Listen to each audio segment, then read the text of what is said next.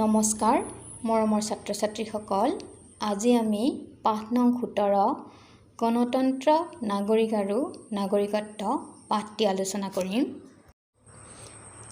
এই পাঠটোৰ মূল অৰ্হতাসমূহ গণতন্ত্ৰ সম্পৰ্কে আগতে পোৱা ধাৰণাৰ পুনৰ উল্লেখ। আমি আগৰ শ্ৰেণীসমূহত গণতন্ত্ৰৰ ওপৰত পোৱা ধাৰণাসমূহৰ পুনৰ আলোচনা। নাগৰিকৰ অৰ্থ অনুধাৱন। নাগৰিকৰ অৰ্থ কি বা নাগৰিক কাক বোলে তাৰ বিষয়ে আলোচনা। নাগৰিকত্ব লাভ কৰাৰ উপায় আৰু হেৰুৱাৰ কাৰণ সম্পৰ্কে জনা। এখন দেশৰ নাগৰিকত্ব আমি কেনেদৰে লাভ কৰিব পাৰোঁ আৰু কেনেদৰে কেতিয়াবা নাগৰিকত্ব হেৰুৱাব পাৰোঁ তাৰ সম্পৰ্কে কাৰণ দৰ্শোৱা। এতিয়া তোমালোকে গণতন্ত্ৰ শব্দটো চোৱা। গণ মানে মানুহ আৰু তন্ত্ৰ মানে শাসন। গণতন্ত্ৰ মানুহৰ শাসন বা জনসাধাৰণৰ শাসন। এতিয়া নাগৰিক শব্দটো চোৱা। নাগৰিকৰ অৰ্থ কি?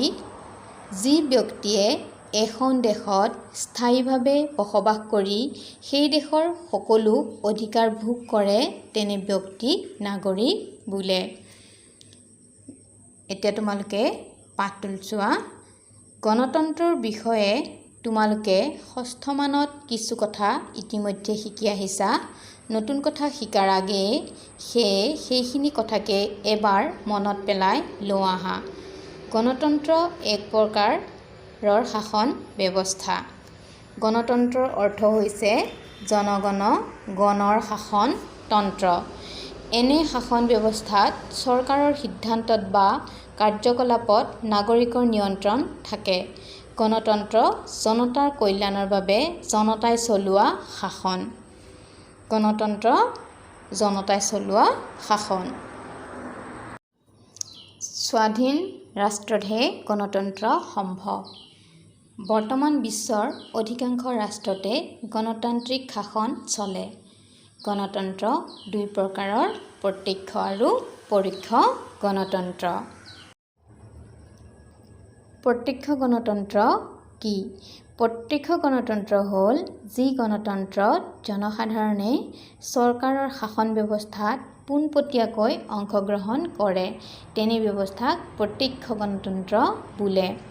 চাই যোৱা। প্ৰত্যক্ষ গণতন্ত্ৰত নাগৰিকে প্ৰত্যক্ষ বা পোনপটীয়াভাৱে অংশগ্ৰহণ কৰে। এনে শাসনত ৰাষ্ট্ৰখনৰ সকলো প্ৰাপ্তবয়স্ক নাগৰিকে এঠাইত লগ লাগি আইন প্ৰণয়ন কৰে, নীতি নিৰ্ধাৰণ কৰা, বিষয়া নিযুক্তি দিয়া আদি কামবোৰ কৰে। আগত প্ৰত্যক্ষ গণতন্ত্ৰৰ সময়ত মানুহবিলাকে কোনো এখন ঠাইত লগ হৈ তাতে আইন প্ৰণয়ন কৰে, দেশৰ নীতি নিৰ্ধাৰণ কৰে, বিষয়াবিলাক নিযুক্তি দিয়ে। কিন্তু এতিয়া এইবোৰ কৰা সম্ভৱ নহয়, কিয়নো বৰ্তমান ইমানবোৰ মানুহ একলগ হৈ এঠাইত বহি আইন প্ৰণয়ন কৰাটো সম্ভৱ নহয়। আগত জনসংখ্যা কম থকাৰ বাবে এনে ব্যৱস্থা চলিছিল। বৰ্তমান প্ৰত্যক্ষ গণতন্ত্ৰ সম্ভৱ নহয়, কিয়নো এতিয়া জনসংখ্যা অধিক হ'ল।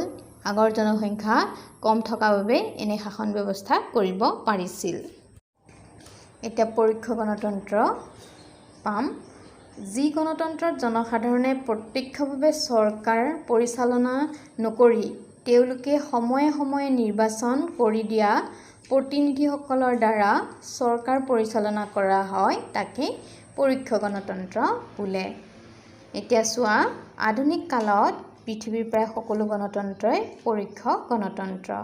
বৰ্তমান প্ৰায়বিলাক গণতন্ত্ৰই পৰোক্ষ গণতন্ত্ৰ।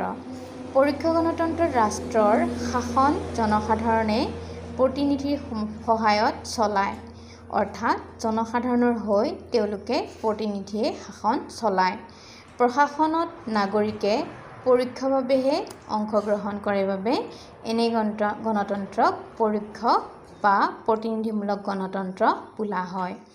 ভাৰতবৰ্ষ, আমেৰিকা যুক্তৰাষ্ট্ৰ, কানাডা, গ্ৰেট ব্ৰিটেইন আদি সকলো পৰোক্ষ গণতন্ত্ৰ প্ৰচলিত হৈ আছে। পৰোক্ষ গণতন্ত্ৰত প্ৰতিনিধিসকলক ভোটদাতাসকলে নিৰ্দিষ্ট সময়ৰ মূৰে মূৰে নিৰ্বাচন কৰে। এটা নিৰ্বাচনৰ পৰা আনটো নিৰ্বাচনৰ মাজৰ কালছোৱাক নিৰ্বাচিত প্ৰতিনিধি গোটটোৰ ম্যাদ বোলা হয়। ৰাষ্ট্ৰভেদে আৰু প্ৰশাসনিক ব্যৱস্থাভেদে এই গোটবোৰৰ কাৰ্যকালৰ ম্যাদ বেলেগ বেলেগ হ'ব পাৰে, যেনে 2, 3, 4, 5, 6 বছৰ।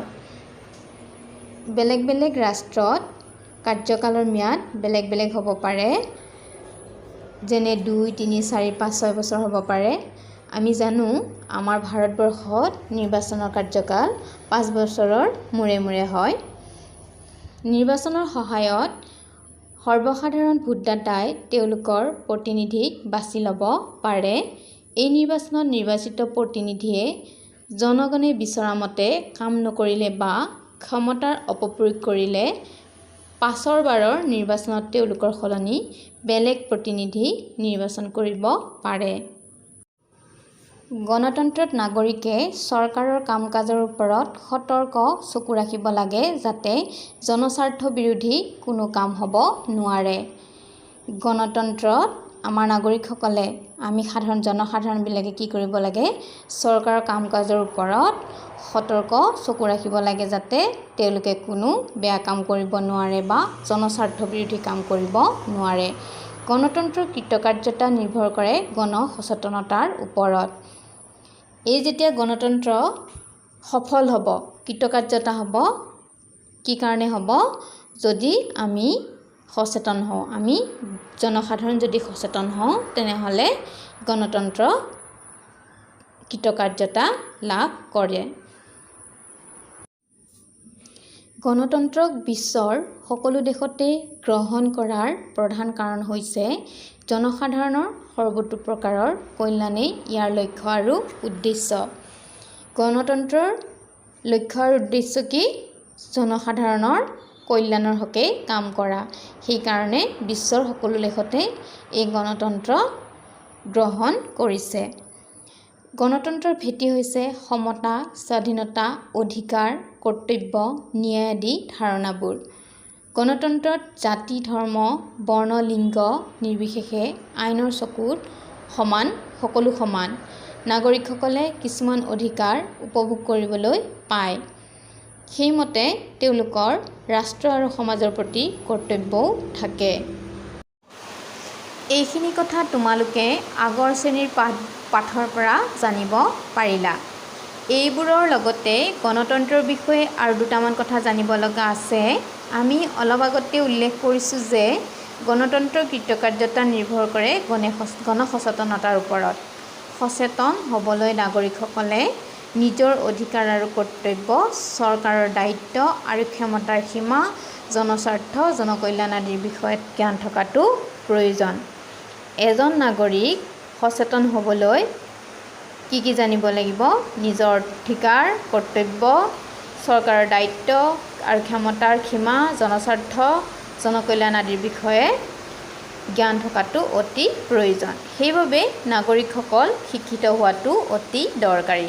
তদুপৰি নাগৰিকসকল সৎ, সাহসী আৰু সহনশীল হ'ব লাগে।